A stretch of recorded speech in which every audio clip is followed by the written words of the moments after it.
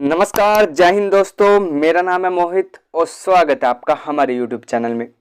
दोस्तों, ये संपूर्ण संविधान का दूसरा वीडियो है। पहले वीडियो में हमने संविधान सभा से लेकर राज्यपाल तक के सभी टॉपिक को कवर किया। आज हम इस वीडियो में बाकी बचे हुए टॉपिक को कवर करेंगे। अगर आपने इसका पार्ट 1 नहीं देखा है तो इसकी वीडियो का लिंक आपको डिस्क्रिप्शन बॉक्स में मिल जाएगा, आप वहां से जाकर देख सकते हो और उसके बाद ये दूसरी वीडियो देख लेना। तो अब हम वीडियो को स्टार्ट करते हैं विधानमंडल से, ठीक है, और धीरे धीरे सारे बचे हुए टॉपिक कवर करते जाएंगे। तो चलिए शुरू करते हैं। अनुच्छेद 168 में विधानमंडल संबंधी प्रावधान है। देखो, विधानमंडल के 3 अंग होते हैं, राज्यपाल, विधानसभा, विधान परिषद। विधानमंडल के 3 अंग होते हैं, राज्यपाल, विधानसभा, विधान परिषद। इन तीनों से बनकर विधानमंडल बनता है। लेकिन जो विधान परिषद है वो सभी राज्यों में नहीं है, ठीक है। तो जरूरी नहीं है कि विधान परिषद जो है वो सभी राज्यों में हो, ठीक है।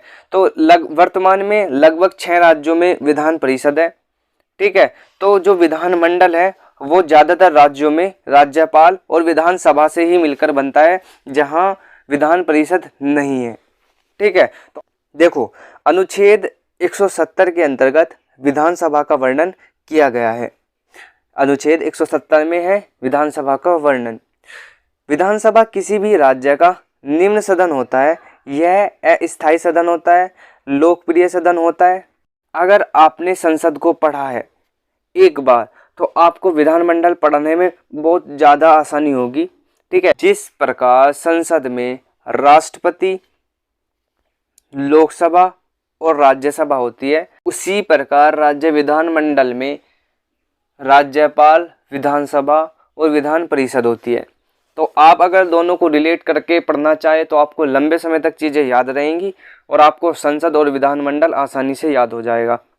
अगर इसकी संरचना की बात करें तो 1971 की जनगणना पर आधारित जनसंख्या के आधार पर राज्यों में विधानसभा की सीटें ज़्यादा या कम होती हैं। 84वां संविधान संशोधन के अनुसार 2026 तक विधानसभा की सीटें नियत है, अर्थात चेंज नहीं होगी। 84वां संविधान संशोधन हुआ और 2026 तक विधानसभा की सीटें नियत कर दी, अर्थात सीटें चेंज नहीं होगी। राज्यों की विधानसभा में अधिकतम 500 सीटें हैं तथा न्यूनतम 60 सीटें हैं, ठीक है। अब विधानसभा में अधिकतम कितनी सीटें हैं? 500 और न्यूनतम कितनी सीटें हैं? 60 सीटें हैं। परंतु कुछ राज्यों में, जैसे जो कि अपवाद हैं, गोवा 40 सीटें, मिजोरम 40 सीटें, सिक्किम में 32 सीटें और जो 60 सीटों से कम है, ठीक है। तो अधिकतम जो सीटें होती हैं विधानसभा में वो 500 होती है और न्यूनतम की 60 से कम नहीं होनी चाहिए। लेकिन गोवा, मिजोरम, सिक्किम राज्यों में जो है सीटें हैं वो कम है। तो ये एक आप अपवाद स्वरूप देख सकते हैं, क्योंकि ये 60 सीटों से कम है। यूपी में सबसे ज़्यादा विधानसभा सीटें हैं 403, ठीक है। तो यूपी में सबसे ज़्यादा विधानसभा सीटें कितनी है? 403। केंद्र शासित प्रदेश दिल्ली में 70 सीटें हैं और पुदुचेरी में 30 सीटें में भी विधानसभा है, ठीक है। दिल्ली में केंद्र शासित प्रदेश जैसे दिल्ली है, दिल्ली में कितनी सीटें हैं? 70 सीटें और पुदुचेरी में 30 सीटें हैं, क्योंकि इन दोनों केंद्र शासित प्रदेश ऐसे हैं कि इनमें विधानसभा है। अगर विधानसभा के चुनाव की बात की जाए तो विधानसभा का चुनाव प्रत्यक्ष रूप से सार्वभौमिक होता है। राज्य विधानसभाओं के निर्वाचन का संचालन भारत का निर्वाचन आयोग ही करता है, ठीक है। तो निर्वाचन आयोग ही राज्य विधानसभाओं के निर्वाचन का संचालन करता है। अगर विधानसभा में आरक्षण की बात की जाए तो अनुच्छेद 332 के तहत विधानसभा में SC व ST के लिए आरक्षित सीटों का प्रावधान है और अनुच्छेद 333 के तहत विधानसभा में एक एंग्लो इंडियन होता है जो राज्यपाल द्वारा मनोनीत होता है, ठीक है। लेकिन 104वां संविधान संशोधन होता है 2019 में और उसके द्वारा यह निष्प्रभावी हो जाता है, अर्थात जो एक एंग्लो इंडियन राज्यपाल द्वारा मनोनीत होता था उसे अब मनोनीत नहीं होता है, उसका आरक्षण जो है एंग्लो इंडियन का वो खत्म हो चुका है 104वें संविधान संशोधन 2019 के द्वारा, ठीक है। अगर कार्यकाल की बात की जाए तो विधानसभा के सदस्यों का कार्यकाल 5 वर्ष का होता है। विधानसभा के सदस्यों का कार्यकाल 5 वर्ष का होता है। राष्ट्रपति शासन अनुच्छेद 356 के तहत राज्य की व्यवस्था बिगड़ जाती है तो विधानसभा भंग या विघटित हो जाता है। ठीक है, अगर राष्ट्रपति शासन लगने के कारण राज्य की व्यवस्था बिगड़ जाती है तो विधानसभा जो है वो भंग हो जाती है, अर्थात विघटित हो जाता है। ठीक है, इसके बाद यदि किसी कारण से राज्य में सरकार का बहुमत खत्म हो जाता है तो विधानसभा जो है वो भंग या विघटित हो जाता है। अगर विधानसभा का सदस्य बनने के लिए योग्यता की बात की जाए तो पहला, वो भारत का नागरिक हो, दूसरा 25 वर्ष की आयु पूरा कर चुका हो, और तीसरा पागल या दिवालिया घोषित न हो। देखो, राज्य की विधानसभा में अध्यक्ष या उपाध्यक्ष विधानसभा के सदस्यों द्वारा वोटिंग करके ही चुने जाते हैं। विधानसभा में जो अध्यक्ष उपाध्यक्ष होते हैं उन्हें विधानसभा के सदस्यों द्वारा ही वोटिंग करके चुने जाते हैं। अगर त्यागपत्र की बात करें तो विधानसभा के अध्यक्ष और उपाध्यक्ष जो होते हैं वो दोनों अपना त्यागपत्र आपस में ही एक दूसरे को देते हैं। तो एक शब्द आता है सत्र। देखो, सत्र किसे कहते हैं? सत्र को कहते हैं बैठक को। ठीक है, तो विधानसभा में एक वर्ष में 2 बैठक अनिवार्य होती है कि प्रत्येक वर्ष 2 बैठक होनी अनिवार्य है। एक शब्द होता है सत्रावसान। तो 2 बैठकों के बीच के समय को क्या कहते हैं? सत्रावसान कहते हैं। ठीक है, अगर आपको सत्र कहीं लिखा मिले तो आपको समझना है कि बैठक, और अगर सत्रावसान हो तो 2 बैठकों के बीच के समय को सत्रावसान कहते हैं। अगर विधानसभा की शक्ति एवं कार्य की बात करें कि विधानसभा की क्या शक्तियां हैं और उसके क्या कार्य हैं, तो विधानसभा में बिल या विधेयक प्रस्तावित होता है। राज्य मंत्री परिषद विधानसभा के प्रति ही उत्तरदायी होती है। ठीक है, राज्य मंत्री परिषद जो है वो विधानसभा के प्रति उत्तरदायी होती है। राज्य का धन विधेयक सबसे पहले विधानसभा में ही पेश होगा। ठीक है, ये थे विधानसभा से रिलेटेड महत्वपूर्ण बिंदु। इसके बाद हम विधान परिषद पे चलते हैं। ठीक है, तो भारतीय संसद के भाग 6 में अनुच्छेद 168 से 212 तक अनुच्छेद के बीच राज्य की विधायिका का वर्णन मिलता है। तो संविधान में विधान परिषद के गठन और निर्माण या समाप्ति संबंधी वर्णन अनुच्छेद 169 में मिलता है, 169 में मिलता है। ठीक है, तो विधानसभा के गठन, निर्माण और समाप्ति संबंधी वर्णन जो है वो अनुच्छेद 169 169 में मिलता है। तो विधान परिषद जो है वो सभी राज्यों में नहीं है, इसका निर्माण और समाप्ति की जा सकती है। मैंने आपको पहले ही बताया था कि विधान परिषद जो है वो सभी राज्यों में नहीं है, इसका निर्माण और समाप्ति की जा सकती है। यदि किसी राज्य में विधान परिषद बनना या समाप्त करना हो तो उस राज्य की विधानसभा द्वारा 2/3 बहुमत से प्रस्ताव को पारित कर संसद में भेजा जाता है, और संसद में पारित होने के बाद विधान परिषद बना या समाप्त कर सकते हैं। ठीक है, अगर किसी भी राज्य में विधान परिषद को बनाना है या समाप्त करना है तो विधानसभा, उस राज्य की विधानसभा के जो सदस्य हैं वो 2/3 बहुमत से प्रस्ताव को पारित करेंगे। उसके बाद प्रस्ताव संसद में जाएगा। संसद में पारित होने के बाद विधान परिषद या तो बन सकती है, और अगर समाप्त करना है तो समाप्त हो जा सकती है।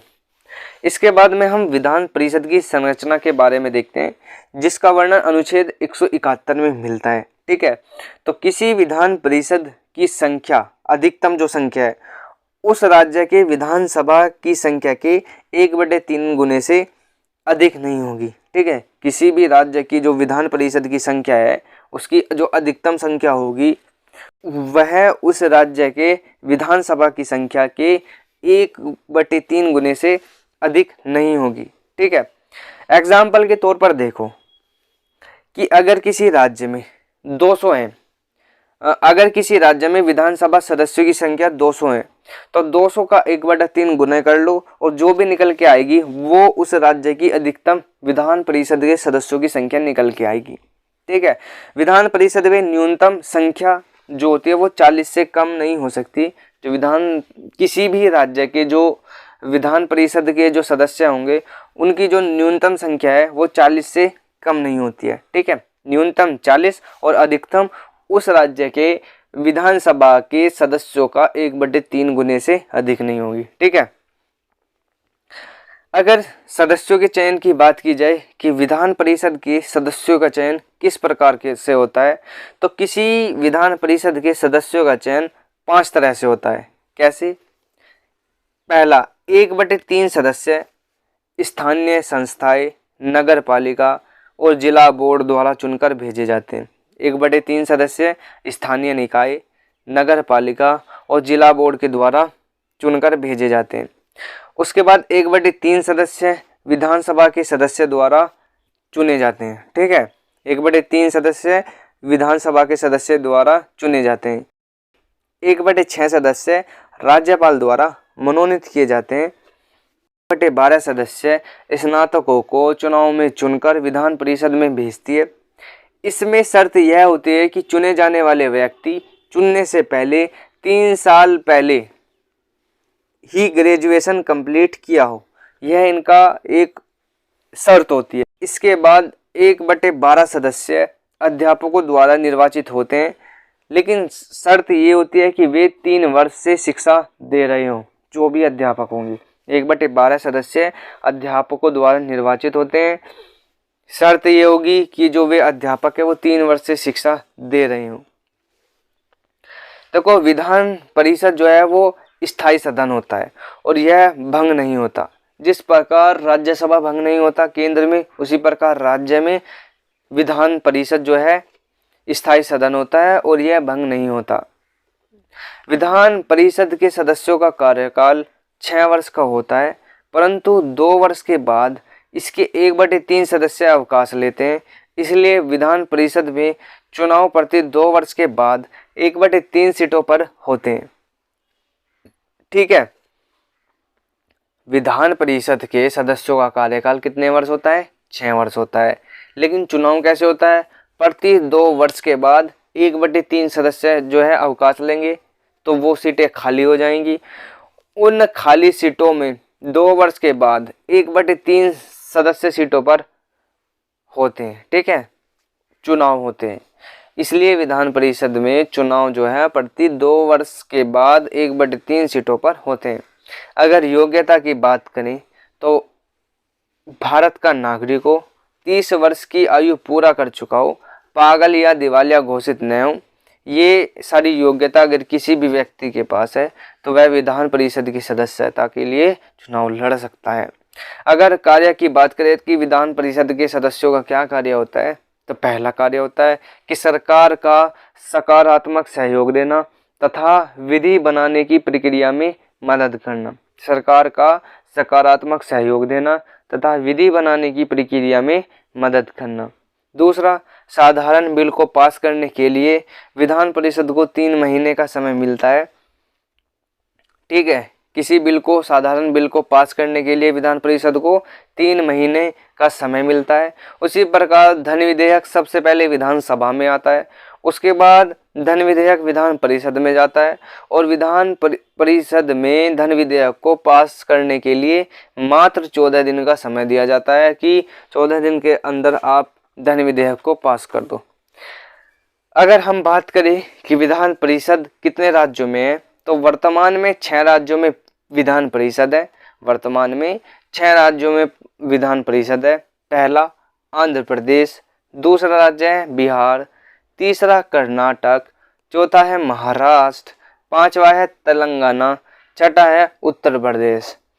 आंध्र प्रदेश, बिहार, कर्नाटक, महाराष्ट्र, तेलंगाना, उत्तर प्रदेश। देखते हैं, देखो अनुच्छेद 163 में राज्य की मंत्री परिषद का वर्णन है और अनुच्छेद 64 में उस राज्य परिषद के जो प्रमुख होते हैं वो मुख्यमंत्री होते हैं।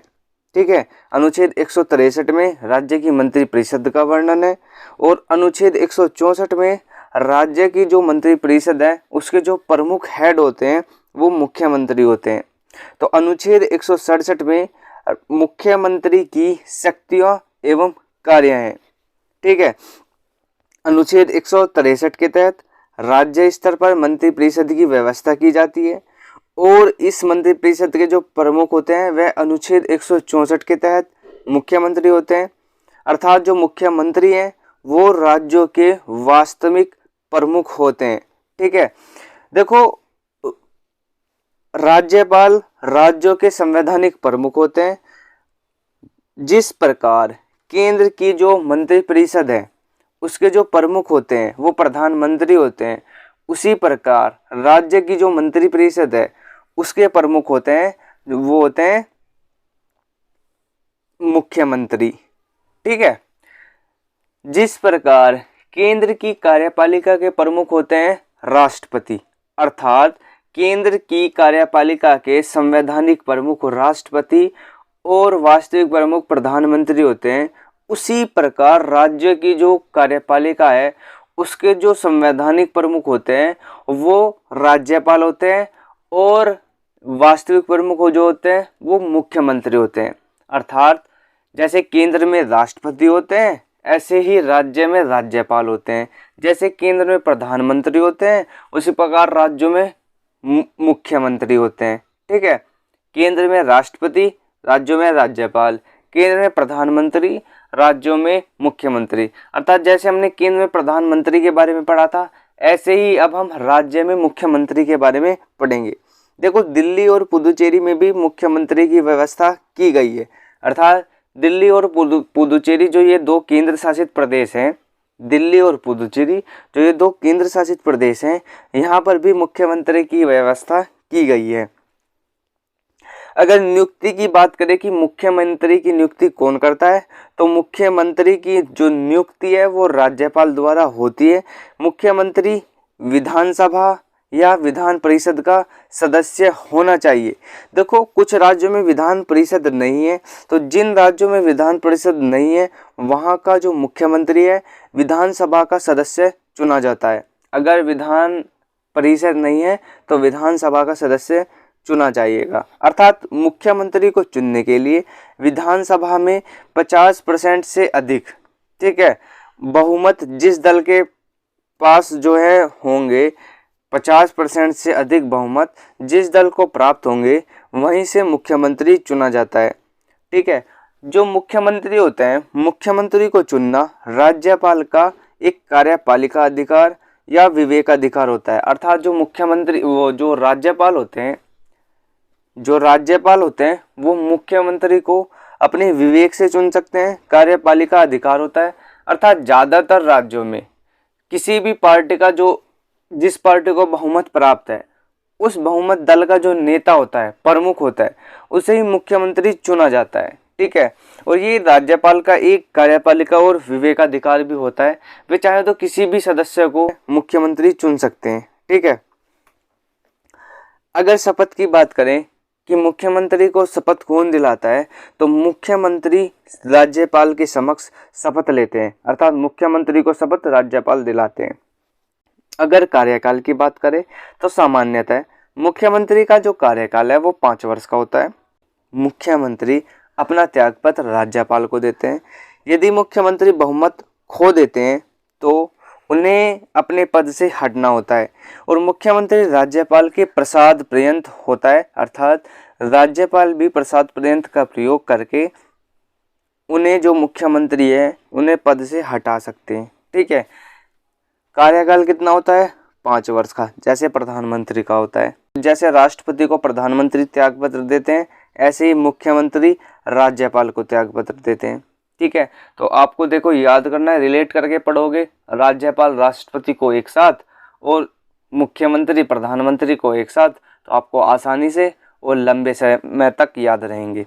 अगर वेतन की बात करें कि मुख्यमंत्री का वेतन कितना होता है, तो जो मुख्यमंत्री का वेतन है वो विधानमंडल, उस राज्य के विधानमंडल द्वारा तय किया जाता है।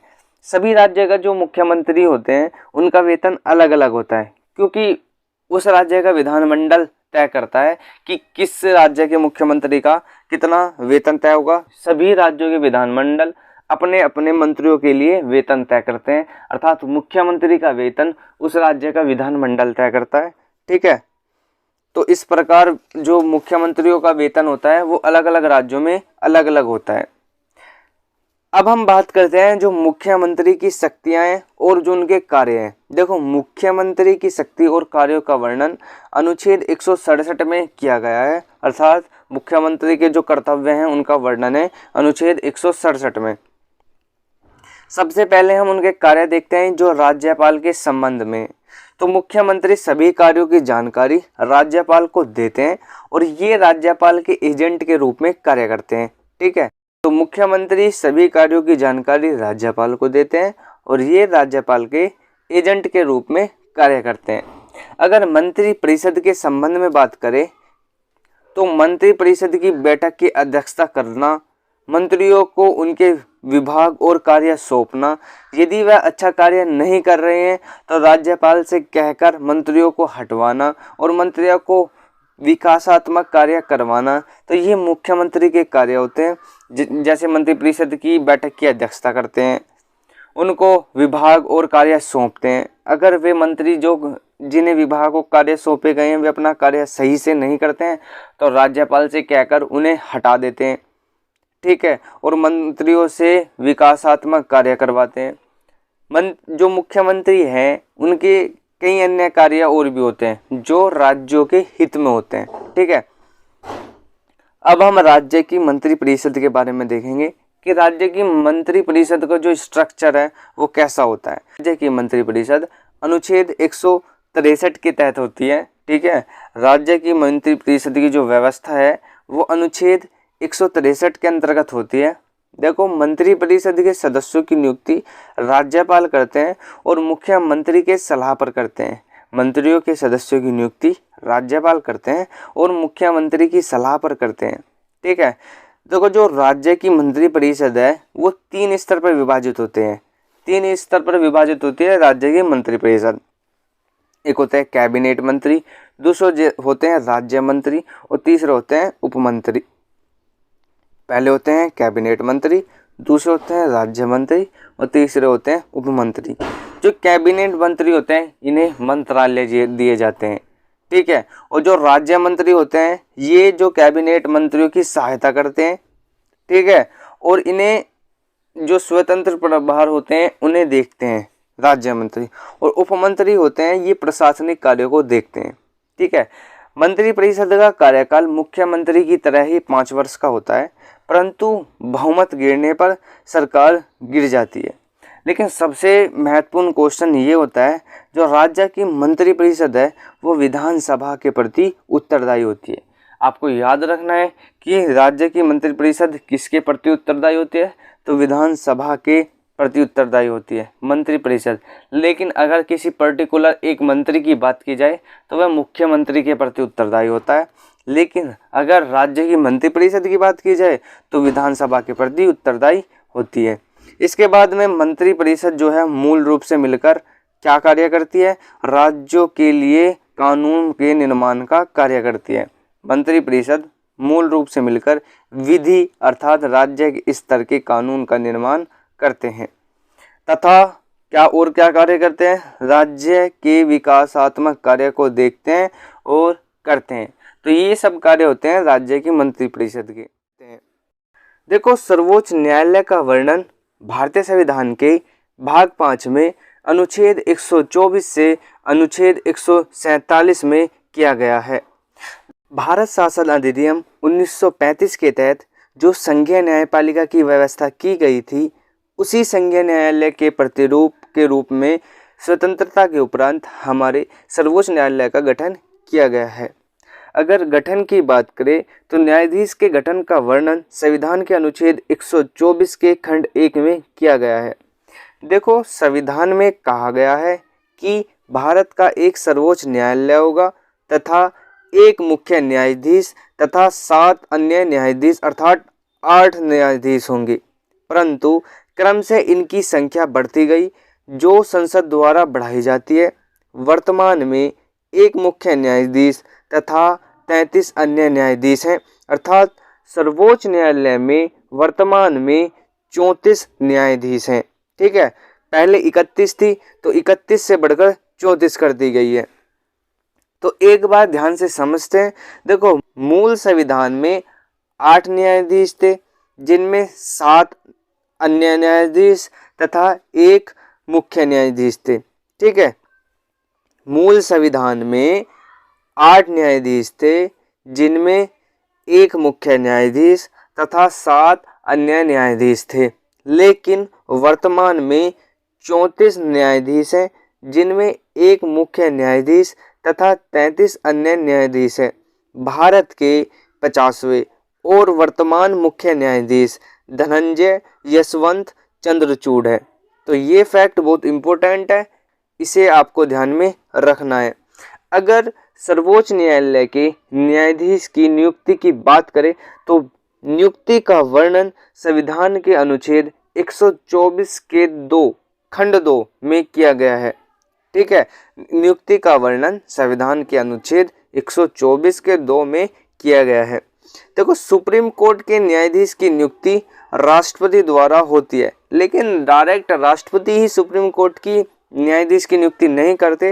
राष्ट्रपति न्यायाधीशों की नियुक्ति सुप्रीम कोर्ट के न्यायाधीशों की सलाह पर ही करते हैं। ठीक है, खुद से नहीं करते, न्यायाधीशों की नियुक्ति करेंगे सुप्रीम कोर्ट के न्यायाधीशों की सलाह पर। इसमें भी इनकी एक कोलेजियम व्यवस्था होती है। तो अब हम कोलेजियम व्यवस्था को भी देख लेते हैं। देखो, सुप्रीम कोर्ट में 5 न्यायाधीशों की मंडली होती है, जिसे हम कोलिजियम कहते हैं। अर्थात कोलिजियम की सलाह पर, उन 5 न्यायाधीशों की मंडली की सलाह पर, जिसे हम कोलिजियम कहते हैं, उनकी सलाह पर राष्ट्रपति सुप्रीम कोर्ट के न्यायाधीशों की नियुक्ति करते हैं। ठीक है, तो राष्ट्रपति नियुक्ति करते हैं सुप्रीम कोर्ट के न्यायाधीशों की सलाह पर, जिसे कोलिजियम कहते हैं।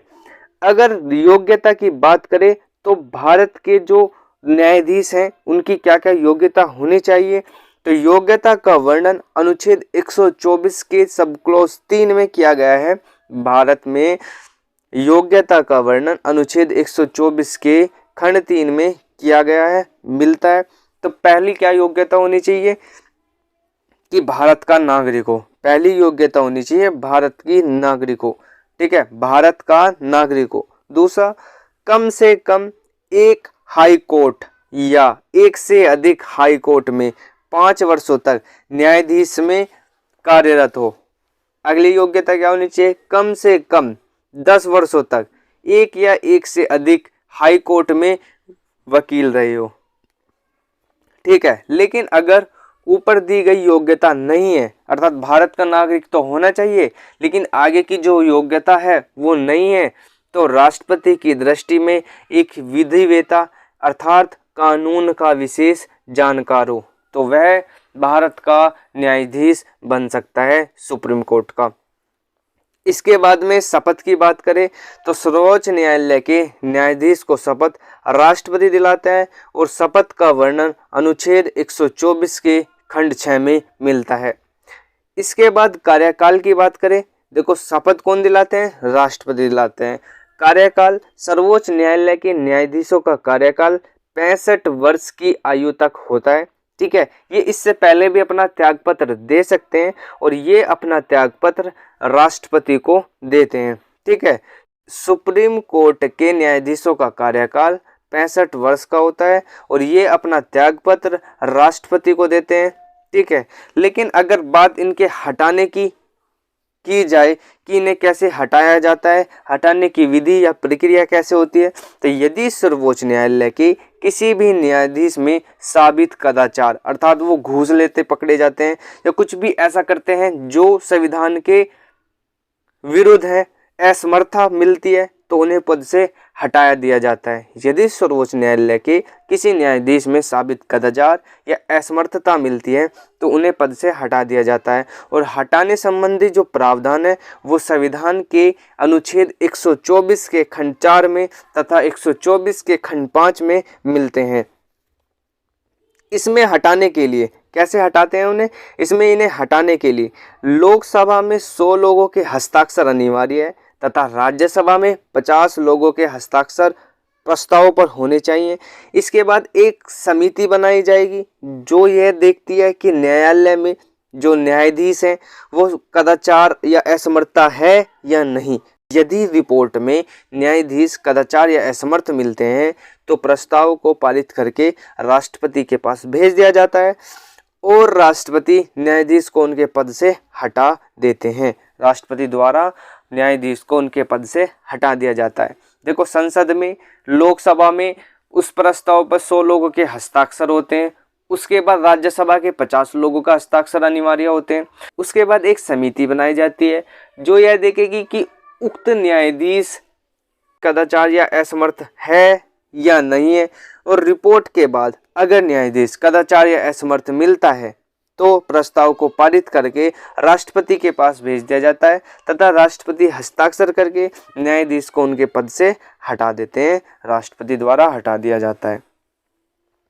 देखो वी रामास्वामी के संबंध में यह प्रस्ताव लाया गया था हटाने की प्रक्रिया के संबंध में, ठीक है। वी रामास्वामी के संबंध में यह प्रस्ताव लाया गया था परंतु पारित नहीं हुआ और यह प्रस्ताव खारिज कर दिया गया, ठीक है। वी रामास्वामी के संबंध में यह प्रस्ताव लाया गया था परंतु पारित नहीं किया तथा खारिज हो गया, ठीक है।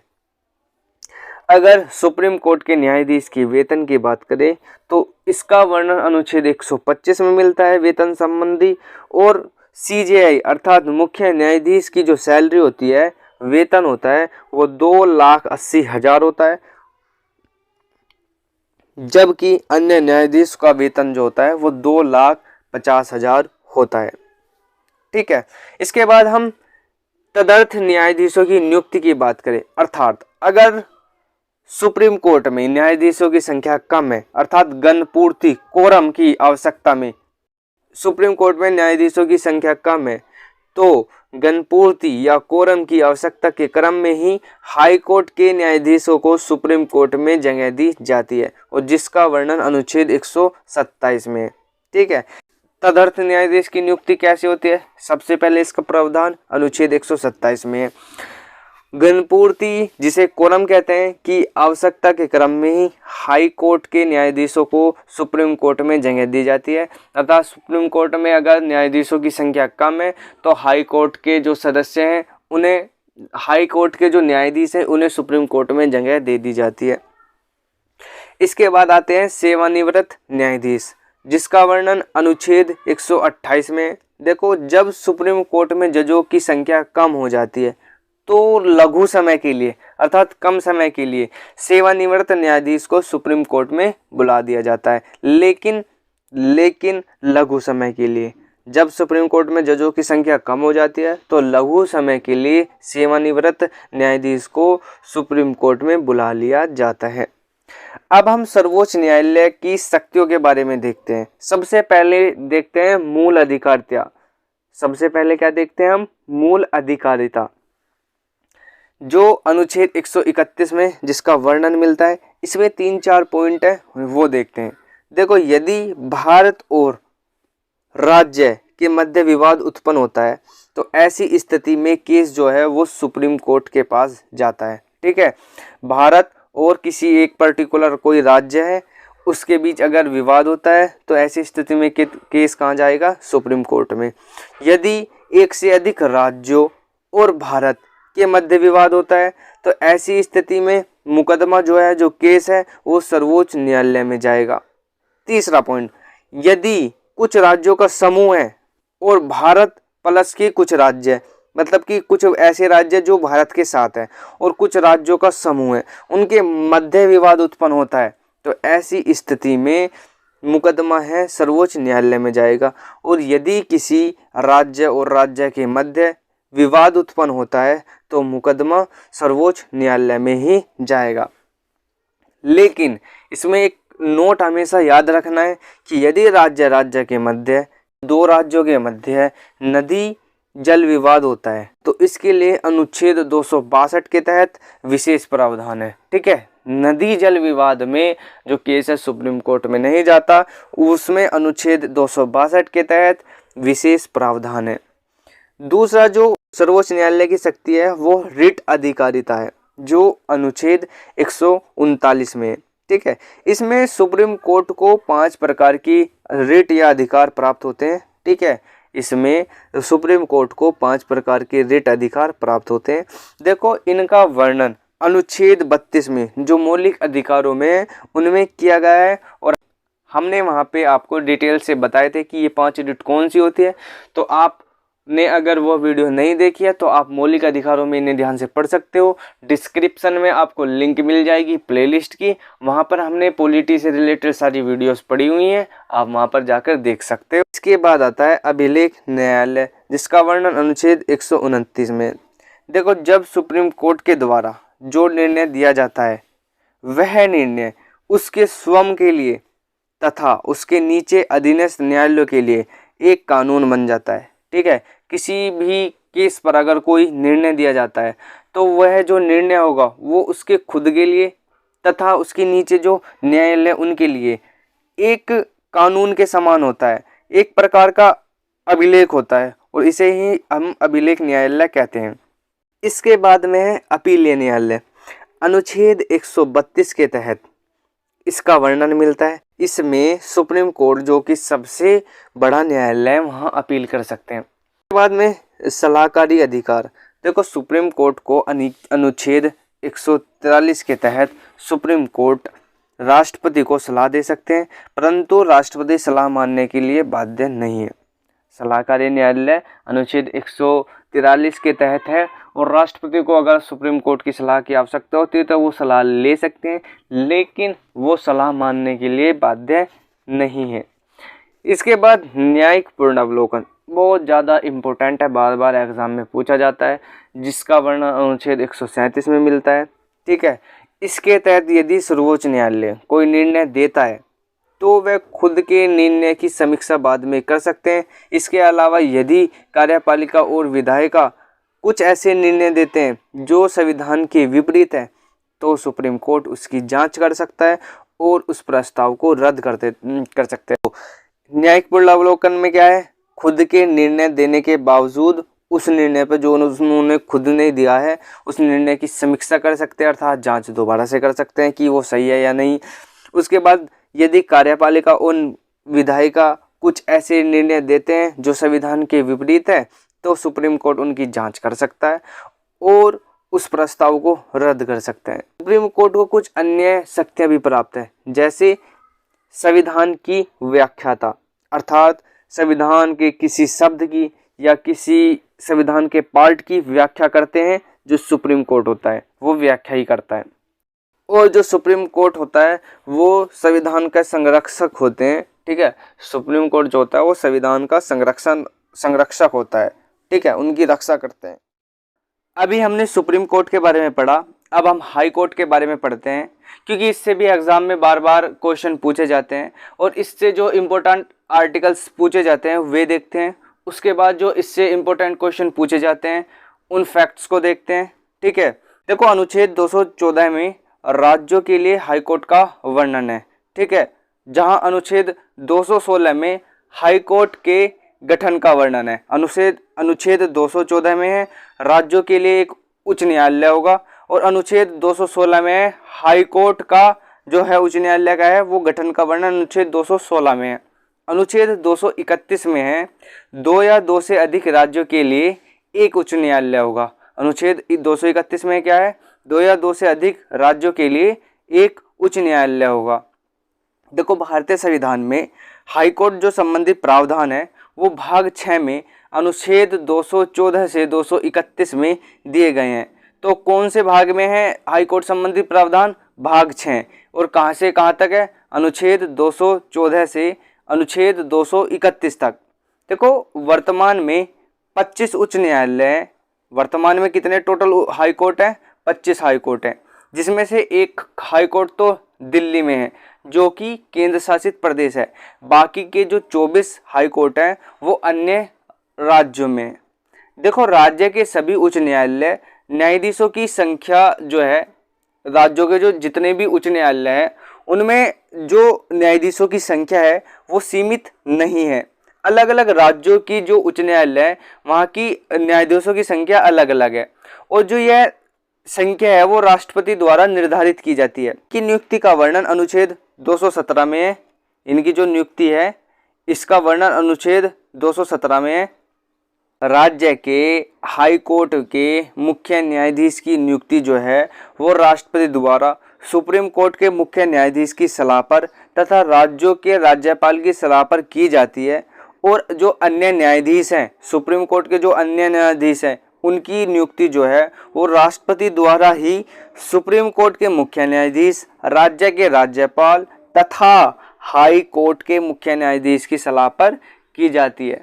देखो, मुख्य न्यायाधीश की नियुक्ति तो राष्ट्रपति करेंगे और किसकी सलाह पर करेंगे? सुप्रीम कोर्ट के मुख्य न्यायाधीश की सलाह पर और राज्य के राज्यपाल की सलाह पर।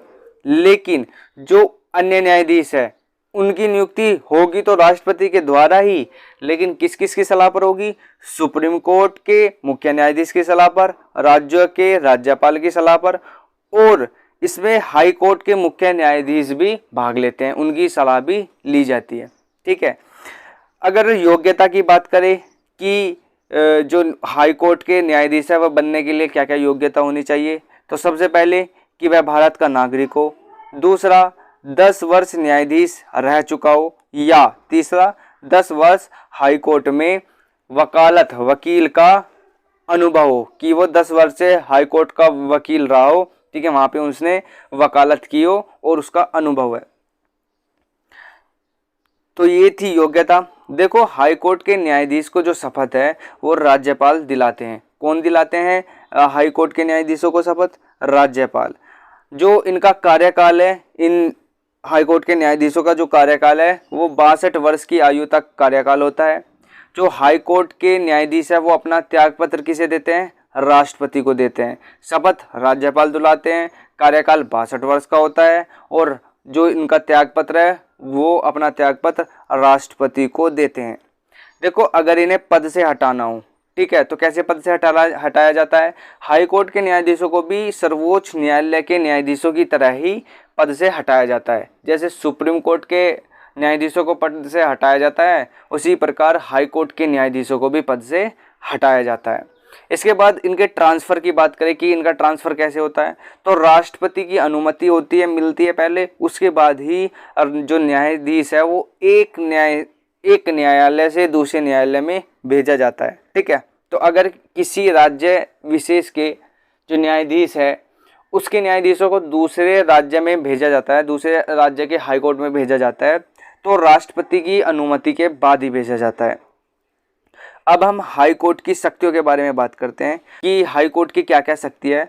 सबसे पहले हम देखते हैं इनकी मूल अधिकारिता। सबसे पहली शक्ति क्या है? मूल अधिकारिता। देखो, वे मुकदमे जो किसी भी कीमत पर डायरेक्ट हाई कोर्ट में शुरू होते हैं, वो मुकदमे हाई कोर्ट की मूल अधिकारिता के अंतर्गत आते हैं। तो वे मुकदमे कैसे होते हैं? ठीक है, उस टाइप के कैसे मुकदमे होते हैं?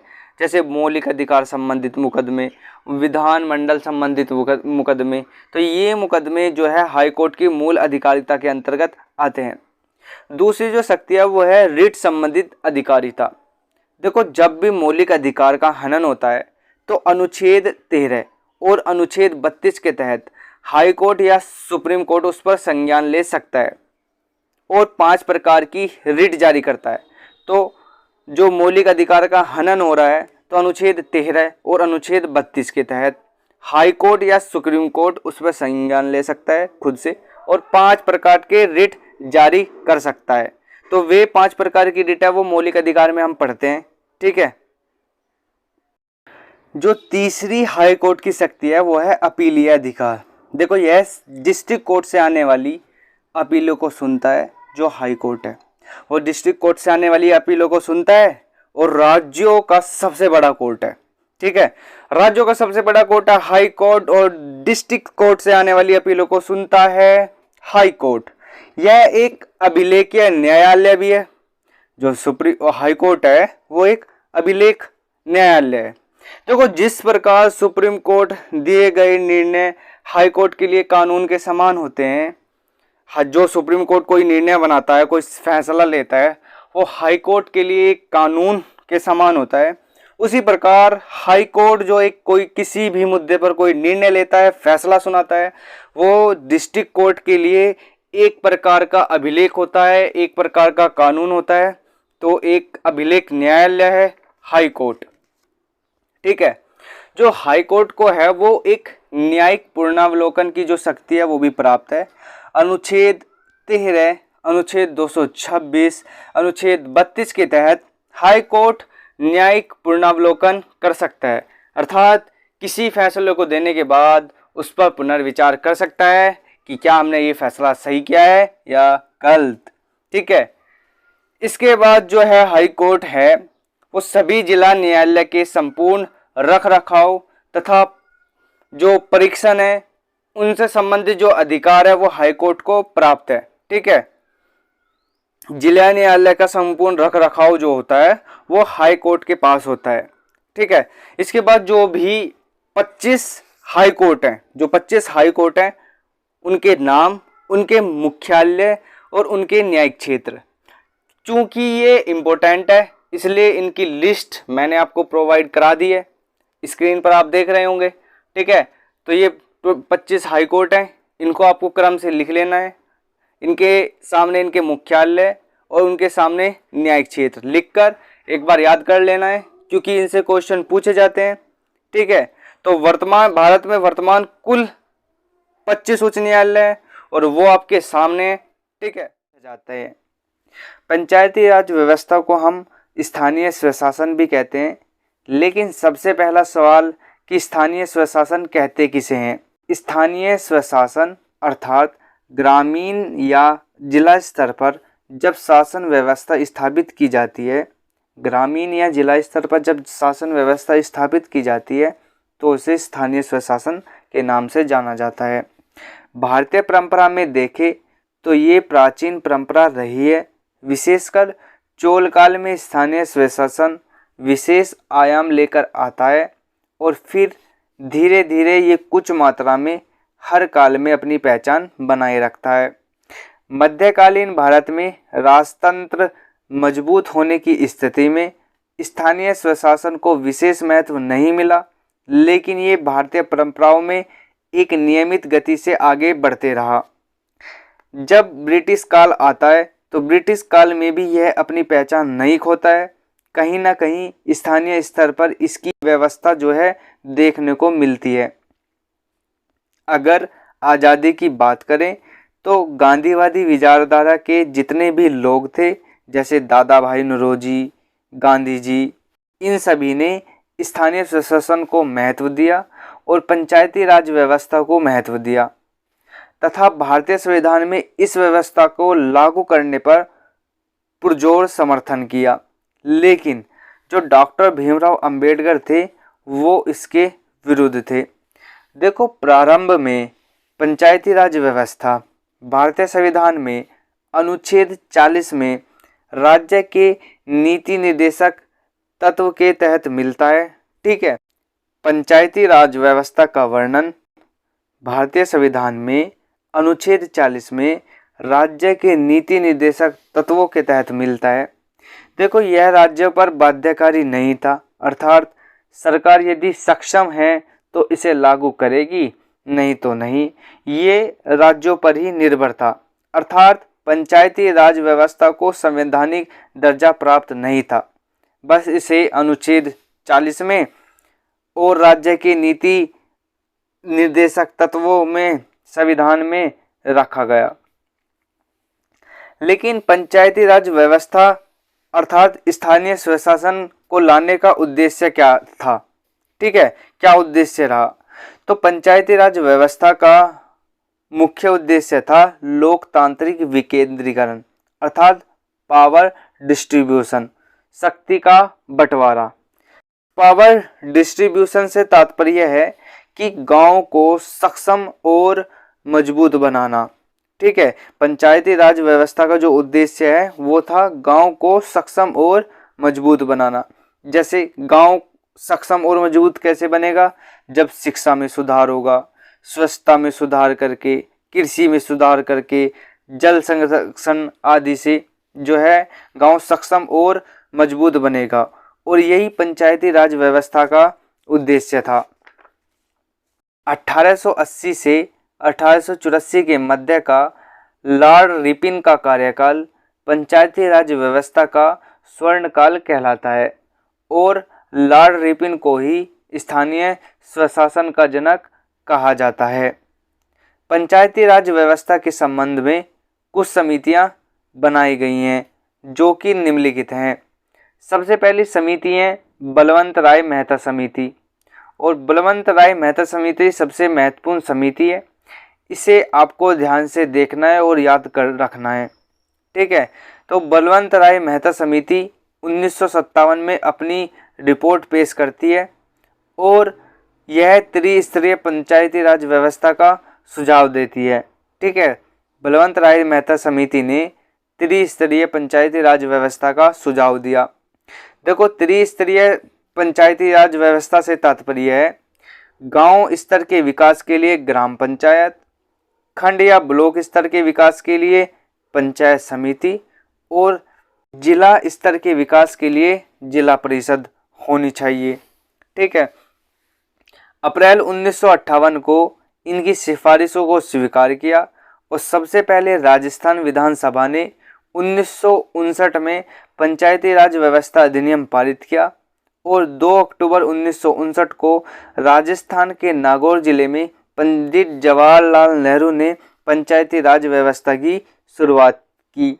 ये थी बलवंत राय मेहता समिति, जिसने अपनी रिपोर्ट 1957 में दी।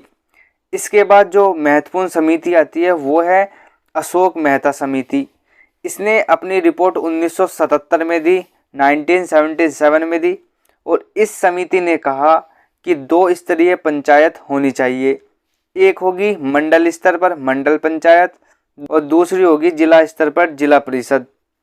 ठीक है, तो मंडल का तात्पर्य यहाँ गांव से है।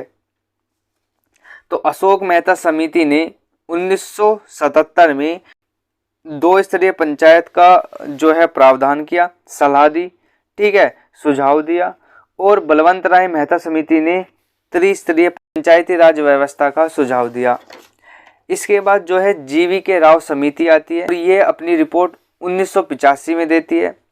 इस समिति ने कहा कि केंद्र स्तर पर जो योजनाएं तैयार होती है उसका विकेंद्रीकरण होना चाहिए तथा जो वास्तविक पंचायत है उसे सत्ता मिलनी चाहिए, शक्ति मिलनी चाहिए ताकि वह अपने कार्यों को कर सके।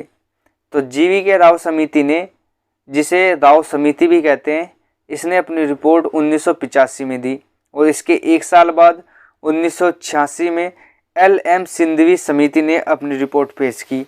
LM समिति ने पंचायती राज व्यवस्था को संवैधानिक मान्यता देने की वकालत की और इन्होंने ग्राम पंचायत की वकालत की और त्रिस्तरीय पंचायत की वकालत की। इसके बाद जो 5वीं समिति थी PK थुंगन समिति, यह 1989 में अपनी रिपोर्ट पेश करती है। बस आपको इस समिति को याद रखना है। इन समिति की रिपोर्ट के बाद 73वां संविधान संशोधन होता है। तो हम 73वें संविधान संशोधन को देखते हैं। तो 73वां संविधान संशोधन 1992 के तहत पंचायती राज व्यवस्था को पेश किया गया था तथा 24 अप्रैल 1993 को पंचायती राज व्यवस्था लागू हुई और यही कारण है कि 24 अप्रैल को प्रतिवर्ष पंचायती राज दिवस के रूप में मनाया जाता है।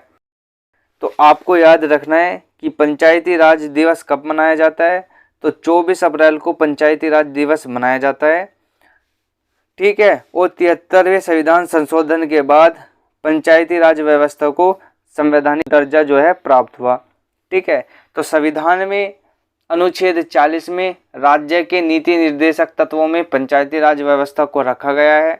ठीक है, लेकिन उस समय इसे संवैधानिक दर्जा प्राप्त नहीं था, लेकिन 73वें संविधान संशोधन के बाद पंचायती राज व्यवस्था है उसे संवैधानिक दर्जा प्राप्त हुआ और पंचायती राज व्यवस्था को भाग 9 में अनुसूची 11 में, अनुसूची 11 जिसमें 29 कार्य जोड़े गए और अनुच्छेद 243 से 243 ओ में जोड़ा गया। ठीक है, पंचायती राज व्यवस्था को भाग 9 अनुसूची 11 और अनुच्छेद 243 से 243 ओ में जोड़ा गया। ठीक है, इस संविधान संशोधन द्वारा त्रिस्तरीय प्रणाली को मंजूरी दे दी गई और इस प्रणाली में इन्होंने यह छूट भी दी कि यदि किसी राज्य की जनसंख्या 20 लाख से कम होगी तो केवल 2 स्तरीय मतलब जिला एवं गांव स्तर पर ही पंचायतों का गठन कर सकते हैं। ठीक है, जिन राज्यों की जनसंख्या 20 लाख से कम होगी। ठीक है, तो अगर हम सीटों के आरक्षण की बात करें तो जो महिला सदस्य हैं उनके लिए 1/3 सदस्य कम से कम उनकी सीटों का आरक्षण दिया गया। ठीक है, कि कम से कम 1/3 सदस्य महिला जो है सदस्य चुने जाएंगे। SC या ST अनुसूचित जाति और अनुसूचित जनजाति के लिए भी जनसंख्या के आधार पर आरक्षण दिया गया। देखो, जो पंचायतें हैं ये राज्य सूची का विषय है, तो पंचायतों का चुनाव राज्य निर्वाचन आयोग द्वारा किया जाता है। पंचायतों का जो चुनाव है वो राज्य निर्वाचन आयोग द्वारा जो है किया जाता है। पंचायत सदस्यों का कार्यकाल 5 वर्ष का होता है तथा विघटन की स्थिति में 6 माह के अंदर ही दोबारा चुनाव जो है वो करा लिया जाता है। और जो चुनाव लड़ने की जो न्यूनतम आयु है वो 21 वर्ष है। प्रत्येक 5 वर्ष पर राज्यपाल द्वारा राज्य वित्त आयोग का जो है वो गठन किया जाता है। प्रत्येक 5 वर्ष पर राज्यपाल द्वारा राज्य वित्त आयोग का गठन किया जाता है। अब हम पंचायत की संरचना को देखते हैं। क्योंकि पंचायती राज व्यवस्था में त्रिस्तरीय प्रणाली है उसे अपनाया गया है। पंचायती राज व्यवस्था में त्रिस्तरीय व्यवस्था को अपनाया गया है। तो हम इस त्रिस्तरीय व्यवस्था को देखते हैं। तो इसमें पहले देखते हैं ग्राम पंचायत जो गांव स्तर पर है, उसके बाद है पंचायत समिति और उसके बाद है जिला परिषद। देखो, ग्राम पंचायत के जो हेड होते हैं वो मुखिया होते हैं। पंचायत समिति के हेड हैं उन्हें प्रमुख कहते हैं और जो जिला परिषद के जो हेड होते हैं उन्हें अध्यक्ष या चेयरमैन कहते हैं। ग्राम पंचायत के जो मुखिया होते हैं उनका कार्य होता है ग्राम स्तर पर विकास योजना का क्रियान्वयन करना और रणनीति को पहचानना। ठीक है, और पंचायत समिति के जो प्रमुख होते हैं उनका कार्य होता है कि ग्राम पंचायत के वार्षिक योजनाओं पर विचार विमर्श तथा समेकित योजना को जिला परिषद में प्रस्तुत करना। और जो जिला परिषद के जो हेड होते हैं अध्यक्ष चेयरमैन, उनका कार्य होता है, चेयरमैन होते हैं, ये समन्वयक एवं पर्यवेक्षक की भूमिका निभाते हैं। देखो, जो ग्राम पंचायत के हेड हैं मुखिया हैं उन्हें प्रत्यक्ष रूप से चुना जाता है, जबकि पंचायत समिति के हेड जिन्हें प्रमुख कहा जाता है उन्हें अप्रत्यक्ष रूप से चुना जाता है। और जिला परिषद के जो हेड हैं जिन्हें अध्यक्ष या चेयरमैन कहते हैं उन्हें भी अप्रत्यक्ष रूप से चुना जाता है। ग्राम स्तर पर एक और प्रमुख पद होता है जिसे हम सरपंच के रूप में जानते हैं। देखो, सरपंच जो होते हैं ये गांव स्तर पर ग्रामीण कचहरी को देखते हैं। ये फौजदारी एवं दीवानी के 10,000 रुपये तक के मामले ही देखते हैं। ये सभी छोटे मोटे मामले देखते हैं और सुलझाते हैं। फौजदारी मामले वे होते हैं जिनमें सजा का प्रावधान होता है और दीवानी मामले वे होते हैं जिनमें दंड का प्रावधान होता है, जैसे जुर्माना देना। ठीक है, देखो अब हम पढ़ते हैं भारत के नियंत्रक एवं महालेखा परीक्षक के बारे में, अर्थात कैग के बारे में। ठीक है, तो अनुच्छेद 148 में कैग के पद का वर्णन है और अनुच्छेद 149 में कैग की कार्य एवं शक्तियों का वर्णन है। अनुच्छेद 148 में कैग के पद का वर्णन है और अनुच्छेद 149 में कैग की कार्य एवं शक्तियों का वर्णन है। देखो, कैग की नियुक्ति जो है वो राष्ट्रपति द्वारा की जाती है, तो नियुक्ति राष्ट्रपति करते हैं और कैग को शपथ राष्ट्रपति दिलाते हैं। तो कैग की नियुक्ति भी राष्ट्रपति करते हैं और शपथ भी राष्ट्रपति दिलाते हैं। कैग अपना त्यागपत्र राष्ट्रपति को देते हैं, तो कैग अपना त्यागपत्र राष्ट्रपति को ही देते हैं। नियुक्ति भी राष्ट्रपति कराएंगे, शपथ भी राष्ट्रपति दिलाएंगे और कैग अपना त्यागपत्र भी राष्ट्रपति को देते हैं। जो कैग का कार्यकाल है वो 6 वर्ष या 65 वर्ष की आयु जो भी पहले हो उस तक होता है। ठीक है, कैग का कार्यकाल या तो 6 वर्ष तक होता है या 65 वर्ष की आयु जो भी पहले होता है। इसके बाद कैग को उसके पद से हटाने की प्रक्रिया वही होगी जो सुप्रीम कोर्ट के न्यायाधीश की है। जिस प्रकार सुप्रीम कोर्ट के न्यायाधीश को हटाया जाता है, उसी प्रकार कैग को उसके पद से हटाया जाता है। इसके बाद हम पढ़ते हैं भारत के महान्यायवादी को, अटॉर्नी जनरल को। ठीक है, तो अनुच्छेद 76 में 76 में महान्यायवादी के पद का वर्णन है। जो भारत के न्यायवादी है, इनकी नियुक्ति राष्ट्रपति द्वारा होती है और इनके कार्यकाल की कोई सीमा नहीं होती है। ये राष्ट्रपति के प्रसाद पर्यंत होते हैं। ठीक है, और ये अपना त्याग पत्र भी राष्ट्रपति को देते हैं। नियुक्ति राष्ट्रपति के द्वारा होती है। कार्यकाल की कोई सीमा नहीं है, जब तक राष्ट्रपति चाहेंगे तब तक ये कार्यकाल पर बने रहते हैं। और त्याग पत्र, ये अपना त्याग पत्र राष्ट्रपति को देते हैं। इसके बाद हम पढ़ते हैं राज्य के महाअधिवक्ता के बारे में, एडवोकेट जनरल के बारे में। देखो, जो एडवोकेट जनरल होता है, यह राज्य का प्रथम विधि अधिकारी होता है। जो राज्य का महाधिवक्ता होता है, यह राज्य का प्रथम विधि अधिकारी होता है। इसकी नियुक्ति जो है वो राज्यपाल मंत्री परिषद की सलाह पर करते हैं। ठीक है, नियुक्ति कौन करते हैं? राज्यपाल मंत्री परिषद की सलाह पर। और अनुच्छेद 165 में इनके पद का वर्णन है। ठीक है, अनुच्छेद 165 में इनके पद का वर्णन है। अनुच्छेद 165 में इनके पद का वर्णन है। तो अब हम संविधान के 22 भागों को पढ़ते हैं। मूल संविधान में 22 भाग, 8 अनुसूची और 395 अनुच्छेद थे। ठीक है, तो हम अनुसूचियों को पढ़ चुके हैं। अब हम 22 भागों को पढ़ते हैं। देखो, ये 22 भाग क्या होते हैं? ये संविधान के 22 चैप्टर होते हैं। ठीक है, जिसमें संपूर्ण संविधान है। तो अब हम उन 22 भागों को पढ़ते हैं। देखो, जो मूल संविधान में 22 भाग है, लेकिन अगर आप उन्हें काउंट करते हैं तो काउंट करने पर वो 25 हो जाते हैं। ठीक है, क्योंकि कुछ भाग जो है वो संशोधन करके जोड़े गए और कुछ हटाए गए। ठीक है, तो सबसे पहले देखते चलते हैं भाग 1 पर। भाग 1 में है संघ एवं उसका राज्य क्षेत्र, जो अनुच्छेद 1 से 4 तक है। इसके बाद भाग 2 में नागरिकता है, जो अनुच्छेद 5 से 11 तक है। इसके बाद भाग 3 में मौलिक अधिकार है, जो अनुच्छेद 12 से 35 तक है। इसके बाद भाग 4 में है राज्य के नीति निर्देशक तत्व, जो अनुच्छेद 36 से 51 तक है। इसके बाद भाग 4 का ए, इसमें मौलिक कर्तव्य है और ये अनुच्छेद 51 के ए में है। इसके बाद भाग 5 पर चलते हैं। भाग 5 में है संघ संबंधी प्रावधान। ठीक है, जो अनुच्छेद 52 से 151 में है।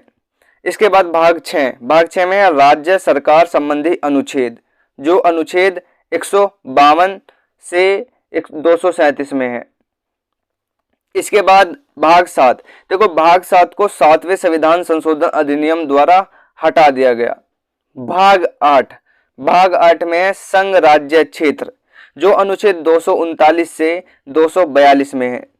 इसके बाद है भाग 9 में है पंचायतें, जो अनुच्छेद 243 के ए से ओ तक है। इसके बाद भाग 9 का ए, भाग 9 के ए में है नगर पालिकाएं, जो अनुच्छेद 243 के तय से य तक है।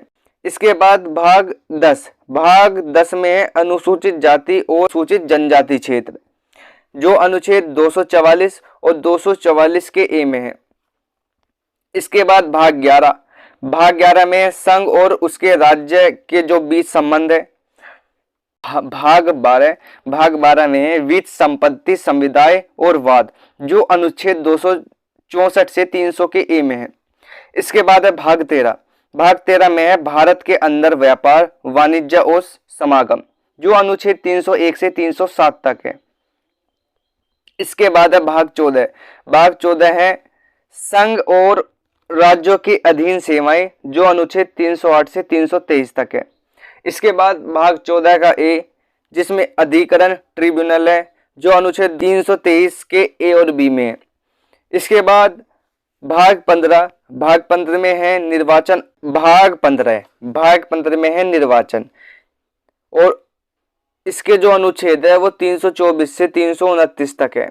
इसके बाद भाग 16 में है कुछ वर्गों के लिए विशेष उपबंध संबंधित अनुच्छेद। ठीक है, जो अनुच्छेद 330 से 342 तक है। इसके बाद भाग 17 में है राजभाषा, जो अनुच्छेद 343 से 351 में है। 18 में है आपात संबंधित उपबंध, जो अनुच्छेद 352 से 60 तक है। भाग 19 में है प्रकीर्ण संबंधी अनुच्छेद, जो 361 से 367 अनुच्छेद के अंतर्गत आते हैं। भाग 20 के अंतर्गत आते हैं संविधान संशोधन संबंधी प्रावधान, जो अनुच्छेद 368 में है। इसके बाद भाग 21 आता है अस्थायी संक्रमणीय और विशेष उपबंध, जो अनुच्छेद 369 से 392 तक है। और इसके बाद आते हैं भाग 22, इसमें संक्षिप्त नामों का वर्णन, हिंदी में प्राधिकरण पाठ और निरसन अनुच्छेद है, जो 393 से 395 के अंतर्गत आते हैं। तो ये थे 22 भाग। संविधान संशोधन अनुच्छेद 368 के तहत किया जाता है तथा इसे दक्षिण अफ्रीका से लिया गया है। यह संविधान के भाग 20 में है। प्रथम संविधान संशोधन 1951। प्रथम संविधान संशोधन में 9वीं अनुसूची जोड़ी गई तथा इसका संबंध भूमि सुधार से है। प्रथम संविधान संशोधन में 9वीं अनुसूची जोड़ी गई तथा इसका संबंध भूमि सुधार से है। देखो, मूल संविधान में 8 अनुसूची थी, जबकि वर्तमान संविधान में 12 अनुसूची है। और प्रथम संविधान संशोधन 1951 में 9वीं अनुसूची जोड़ी गई, जिसका संबंध भूमि सुधार से है। इसके बाद 7वां संविधान संशोधन पर चलते हैं। 7वां संविधान संशोधन 1956। 7वां संविधान संशोधन 1956, इसका संबंध राज्य पुनर्गठन आयोग से है। जो 7वां संविधान संशोधन है, इसका संबंध जो है राज्य पुनर्गठन आयोग से है। जो राज्य पुनर्गठन आयोग है वो फजल अली कमीशन की अध्यक्षता में बना है। इसमें राज्य के वर्गों की समाप्ति करके 14 राज्य और 6 केंद्र शासित प्रदेश बनाए गए।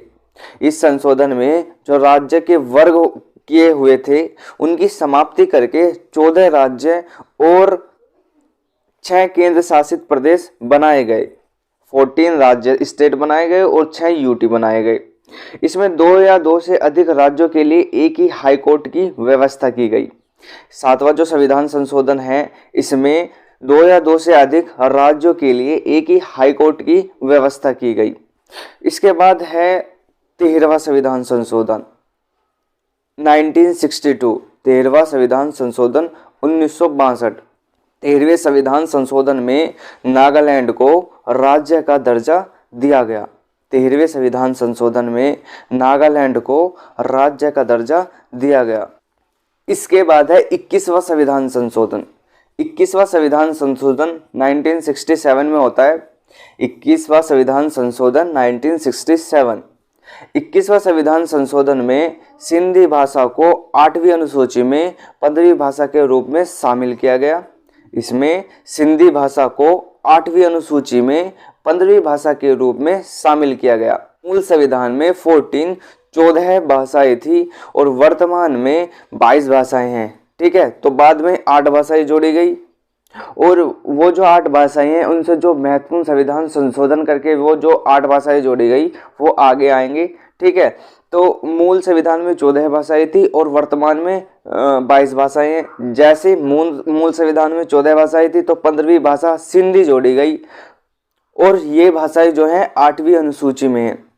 इसके बाद होता है 31वां संविधान संशोधन 1973। 31वां संविधान संशोधन 1973।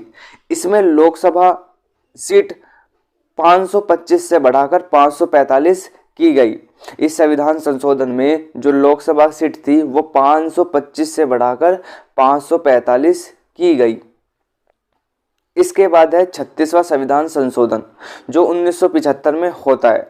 36वां संविधान संशोधन 1975। 36वां संविधान संशोधन 1975।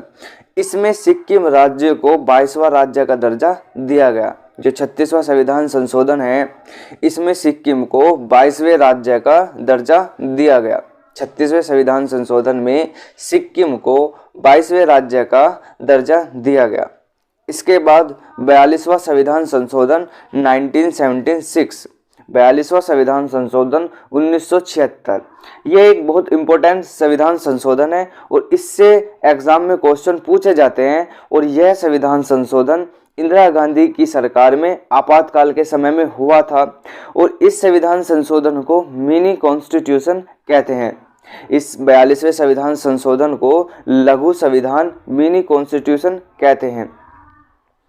इस संविधान संशोधन में मूल कर्तव्य भाग 4 के क में और अनुच्छेद 51 के क में जोड़े गए। जो 42वां संविधान संशोधन है इसमें मूल कर्तव्य भाग 4 के क में और अनुच्छेद 51 के क में जोड़े गए। इसमें प्रस्तावना में संशोधन करके 3 शब्द को जोड़ा गया, समाजवादी, पंथ निरपेक्ष और अखंडता। इसमें प्रस्तावना में संशोधन करके समाजवादी, पंथ निरपेक्ष और अखंडता शब्द जोड़े गए। इसमें राष्ट्रपति को कैबिनेट की सलाह मानने के लिए बाध्य किया गया। इस संविधान संशोधन के द्वारा राष्ट्रपति को कैबिनेट की सलाह मानने के लिए बाध्य किया गया। लोकसभा विधानसभा का कार्यकाल 5 वर्ष से बढ़ाकर 6 वर्ष किया गया। इस संविधान संशोधन के द्वारा लोकसभा विधानसभा का कार्यकाल 5 वर्ष से बढ़ाकर 6 वर्ष किया गया। और इस संविधान संशोधन में संसद विधानमंडल के लिए कोरम व्यवस्था को समाप्त कर दिया गया।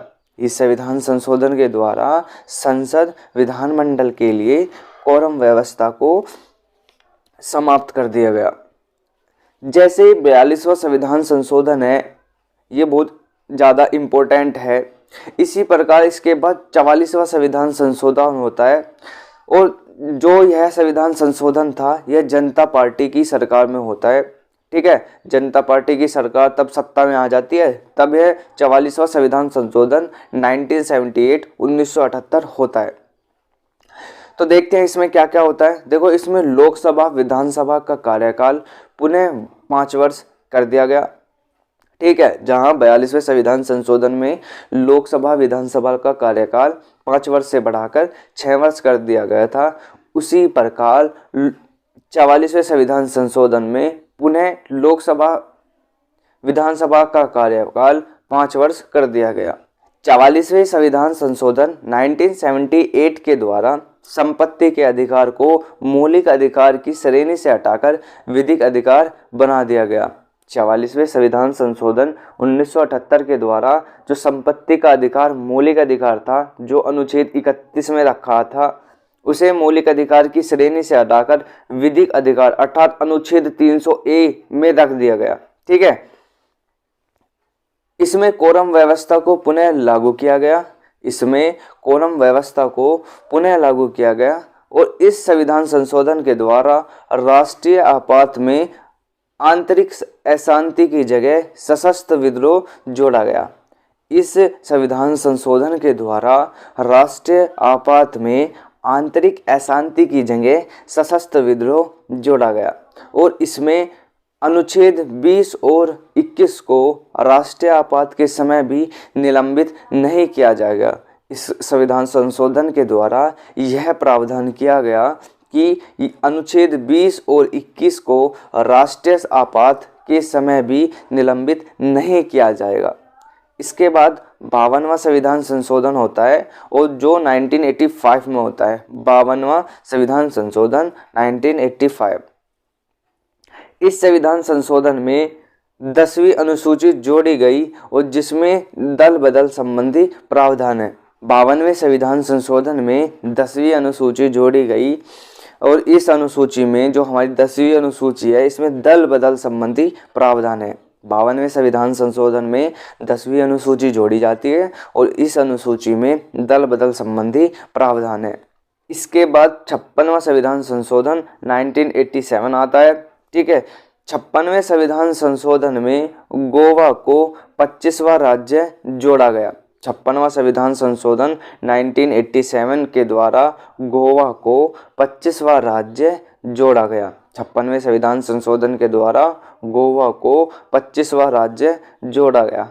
इसके बाद 61वां संविधान संशोधन 1989 आता है। ठीक है, लोकसभा विधानसभा चुनाव में मतदान की आयु 21 वर्ष से घटाकर 18 वर्ष की गई। 61वें संविधान संशोधन के द्वारा लोकसभा विधानसभा चुनाव में मतदान की आयु 21 वर्ष से घटाकर 18 वर्ष की गई। इसके बाद है 71वां संविधान संशोधन जो 1992 में हुआ। 71वां संविधान संशोधन 1992 में हुआ और इस संविधान संशोधन के द्वारा संविधान में 8वीं अनुसूची में 3 भाषाएं जोड़ी गई। 71वें संविधान संशोधन के द्वारा संविधान में 8वीं अनुसूची में 3 भाषाएं जोड़ी गई।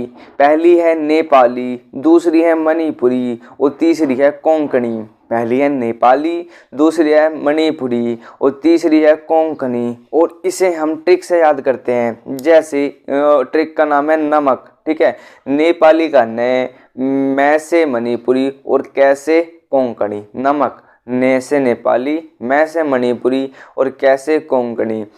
इसके बाद 73वां संविधान संशोधन 1992 में हुआ। 73वां संविधान संशोधन 1992 में हुआ और इसमें पंचायती व्यवस्था को वैधानिक दर्जा दिया गया।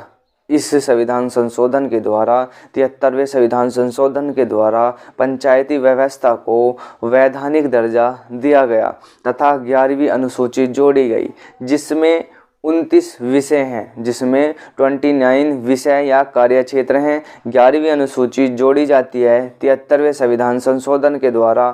ठीक है, जिसमें पंचायती व्यवस्था को वैधानिक दर्जा दिया जाता है और इसमें भाग 9 को जोड़ा गया। ठीक है, भाग 9 को जोड़ा गया। आप भाग 9 में पंचायतों को पढ़ते हैं तो जो वो पंचायतें हैं वो 73वें संविधान संशोधन 1992 के द्वारा उन्हें वैधानिक दर्जा दिया गया और 11वीं अनुसूची जोड़ी जाती है। 11वीं अनुसूची जोड़ी जाती है जिसमें 29 कार्यक्षेत्र विषय हैं। इसके बाद 74वां संविधान संशोधन 1992 होता है। इसके बाद 74वां संविधान संशोधन 1992 है और इसमें शहरी स्थानीय निकाय को वैधानिक दर्जा दिया जाता है। ठीक है, शहरी स्थानीय निकाय को वैधानिक दर्जा दिया जाता है। देखो, भाग 9 के कैद जोड़ा गया 74वें संविधान संशोधन के द्वारा। भाग 9 का कैद जोड़ा गया जिसे नगर पालिकाएं नाम दिया गया। ठीक है, भाग 9 में मिलेगी आपको पंचायतें, भाग 9 के क्या में मिलेगी आपको नगर पालिकाएं और इसमें 12वीं अनुसूची जोड़ी गई जिसमें 18 विषय हैं। ठीक है, इसमें 12वीं अनुसूची जोड़ी गई जिसमें 18 विषय हैं। इसके बाद 89वां संविधान संशोधन 2003 होता है। इसके बाद 89वां संविधान संशोधन 2003 है। इसमें राष्ट्रीय अनुसूचित जाति एवं जनजाति आयोग को 2 भागों में विभाजित कर दिया गया। इस संविधान संशोधन के द्वारा 89वें संविधान संशोधन 2003 के द्वारा राष्ट्रीय अनुसूचित जाति एवं अनुसूचित जनजाति आयोग को 2 भागों में विभाजित कर दिया गया।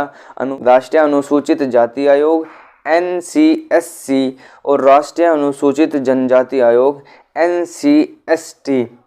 राष्ट्रीय अनुसूचित जाति आयोग अनुच्छेद 368 के तहत संविधान में है और राष्ट्रीय अनुसूचित जनजाति आयोग को इन्होंने अलग करके अनुच्छेद 338A में जोड़ दिया गया। 86वां संविधान संशोधन 2002 और जो यह 86वां संविधान संशोधन है यह शिक्षा से संबंधित है।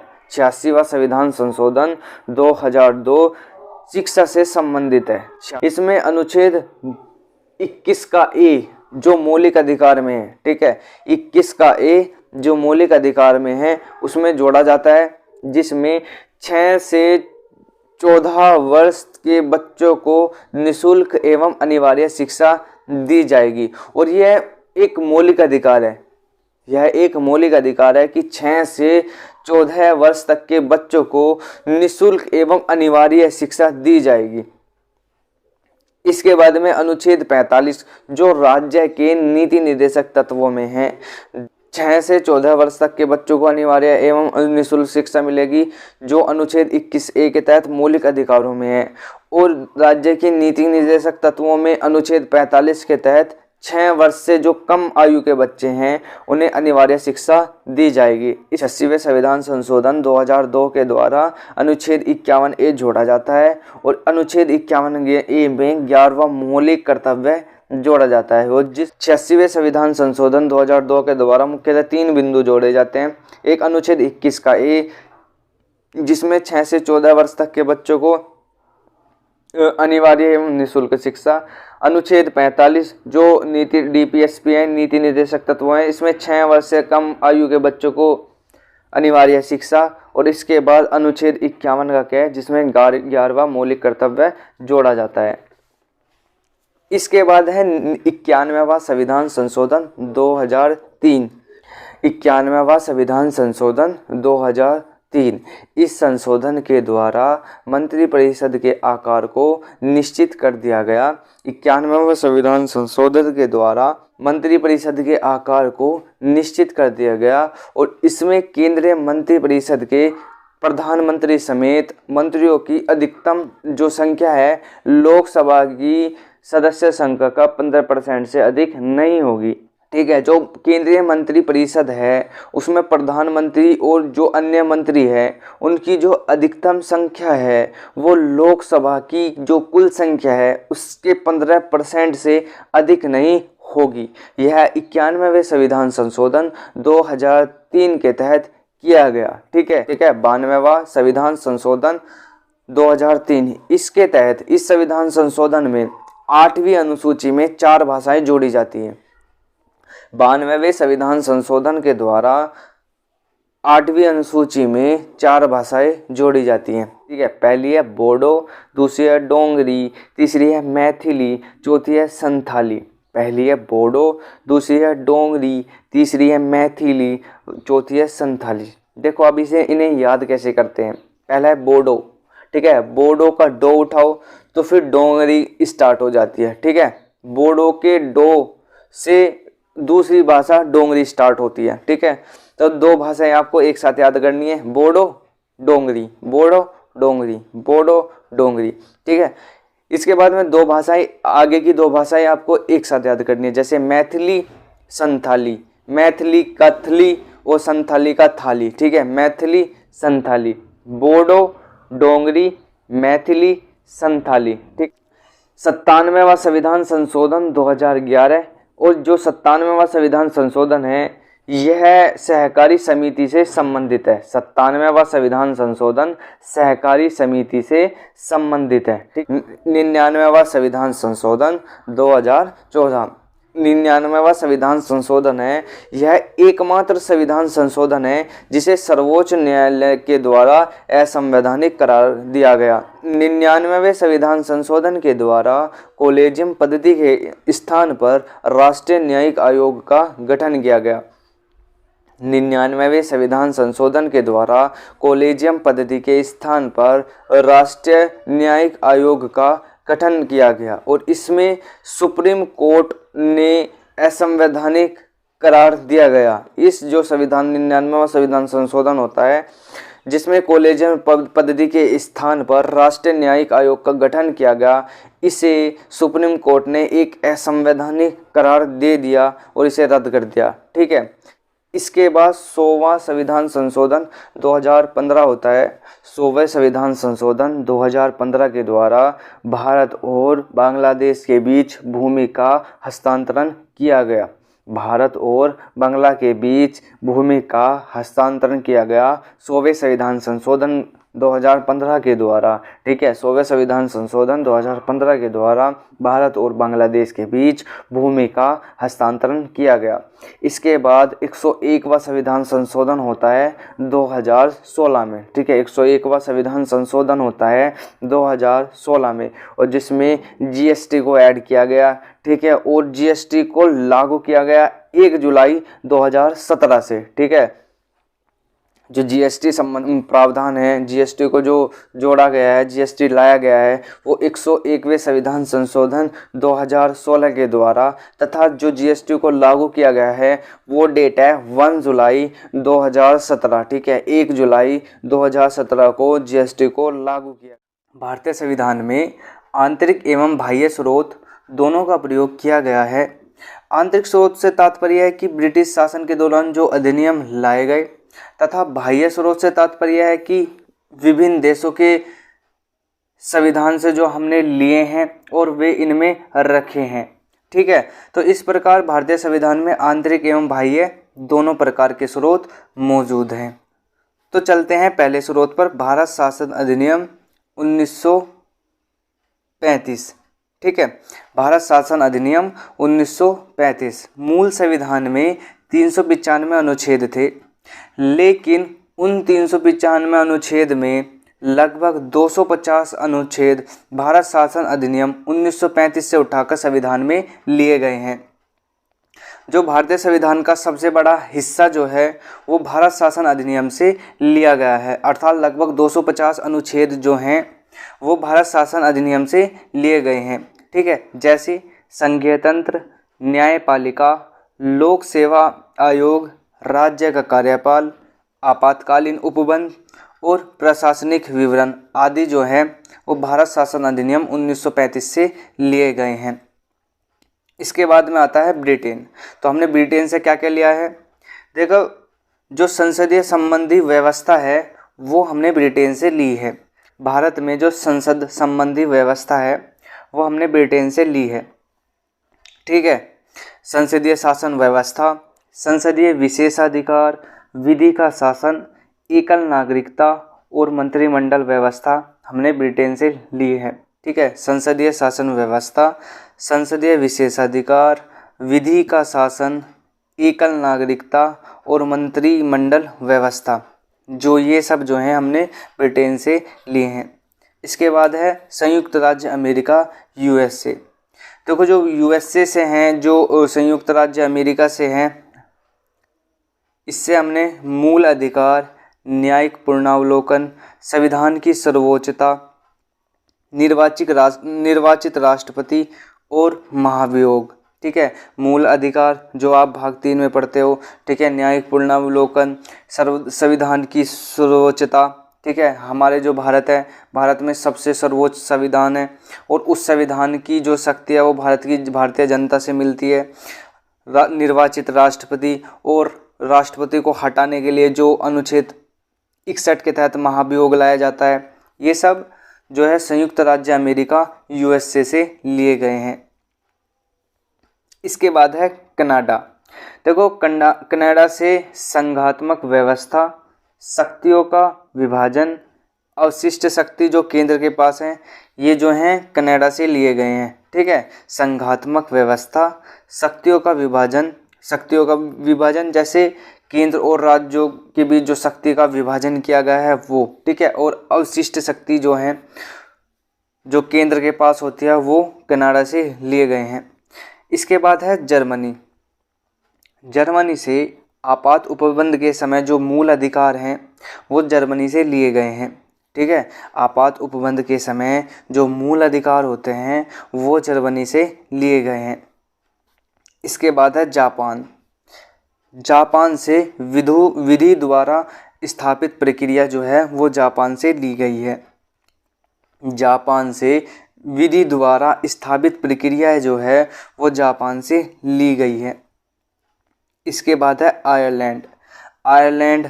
आयरलैंड से जो भाग 4 में डीपीएसपी है, राज्य के नीति निर्देशक तत्व हैं, वो आयरलैंड से लिए गए हैं। और जो राज्यसभा में जो मुनोने होते हैं वो व्यवस्था भी आयरलैंड से ली गई है। इसके बाद है दक्षिण अफ्रीका। दक्षिण अफ्रीका से संविधान संशोधन को लिया गया है। दक्षिण अफ्रीका से जो संविधान में संशोधन होता है वो दक्षिण अफ्रीका से लिया गया है। अनुच्छेद 368 के तहत संविधान संशोधन होता है और जो यह संविधान संशोधन है यह दक्षिण अफ्रीका से लिया गया है। इसके बाद है फ्रांस। फ्रांस से समानता, स्वतंत्रता, बंधुत्व और गणतंत्र जो है वो फ्रांस से लिए गए हैं। ठीक है, समानता, स्वतंत्रता, बंधुत्व और गणतंत्र जो है वो फ्रांस से लिए गए हैं। फ्रांस में 1789 में एक राज्य क्रांति हुई जिसमें वर्ल्ड के 3 शब्दों समानता, स्वतंत्रता और बंधुत्व का नारा यूज हुआ और यहीं से हमने समानता, स्वतंत्रता, बंधुत्व लिए, ठीक है, और गणतंत्र। इसके बाद है ऑस्ट्रेलिया। ऑस्ट्रेलिया से हमने समवर्ती सूची और संयुक्त अधिवेशन जो अनुच्छेद 108 में है वो लिए, ठीक है।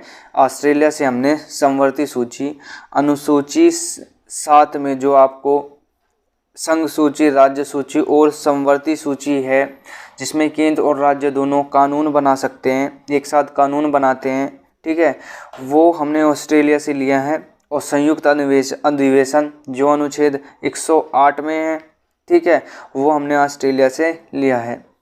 इसके बाद जो रूस है, रूस से हमने मौलिक कर्तव्य लिए हैं, रूस से हमने मौलिक कर्तव्य लिए हैं। देखो, मूल संविधान में मौलिक कर्तव्य नहीं थे, इन्हें 42वें संविधान संशोधन 1976 द्वारा संविधान में जोड़ा गया और इन मौलिक कर्तव्यों को रूस के संविधान से लिया गया है, ठीक है।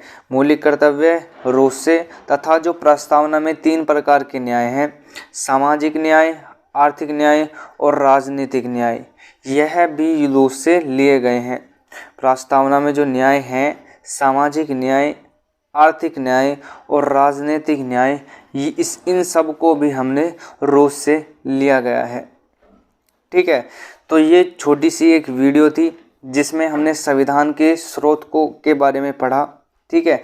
और इससे जो क्वेश्चन पूछे जाते हैं, लगभग 90% क्वेश्चन आपके आराम से लग जाएंगे, ठीक है, क्योंकि जितना भी इम्पोर्टेंट स्रोत थे वो मैंने यहाँ पे कवर कर दिए हैं। उम्मीद करता हूँ ये वीडियो आपको पसंद आई होगी। मिलते हैं नेक्स्ट वीडियो में किसी नेक्स्ट टॉपिक के साथ, तब तक के लिए नमस्कार, जय हिंद।